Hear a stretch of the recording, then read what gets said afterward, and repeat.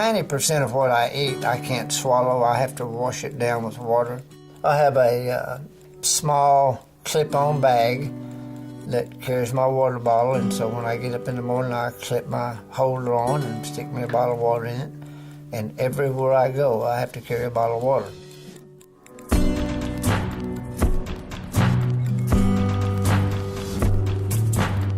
My name's James Capps. I live here in Tuskegee, Oklahoma. Born and raised up at Atoka. I mixed with the cowboys and thought the best thing to do was to start dipping snuff and move to the farm and be a cowboy. And little did I know that was the downfall of my life. I met Kenda about 20 years ago. Met her through a friend, and we seemed to hit it off and got married 7 or 8 months later. A few years after we were married, we wanted to have a child, and so Kaylee came along. It was a big joy in both of our lives. At that point, we just began to introduce her to the farm when she got old enough, and horses, and everything was great. Things were perfect. And then in 2001, the bomb was dropped. I had some ear trouble. Went to an ear, nose, and throat doctor, and he found a small knot on the right side of my neck, and they told me to take about an hour and a half surgery to get it out, go back to work the next morning, no problems. I was on the operating table about 9 hours. Once they got the knot out, they determined it was cancer, and so they cleaned a lot of this up.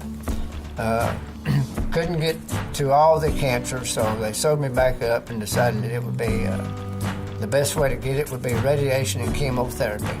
They put a chemo bag on my side and a port in my chest, and they pumped chemotherapy medication in me 7 days a week, 24 hours a day for 7 weeks.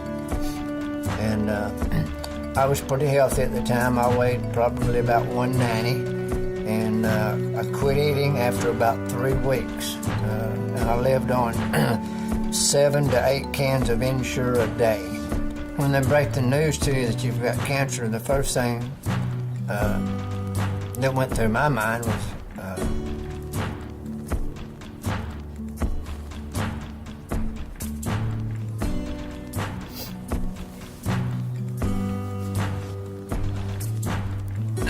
I've got a 3-year-old daughter that I've got to be here to raise. And of course, I hadn't been married all that long. I didn't want to leave my wife.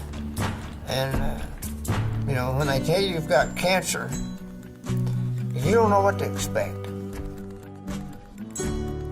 Tobacco has changed my life because of my dad. Tobacco just doesn't affect the person that it's taking its toll on.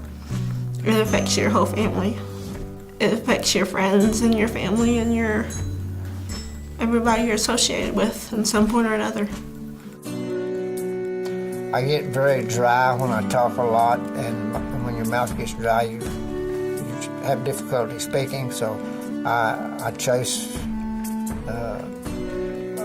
this water bottle everywhere I go. I have a lot of difficulty eating.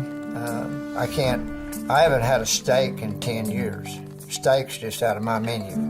So I have eating issues, I have tongue issues, I have dry mouth, I have very little saliva because of the radiation. Tobacco products are never worth the pain and the agony that you go through from the disease of cancer.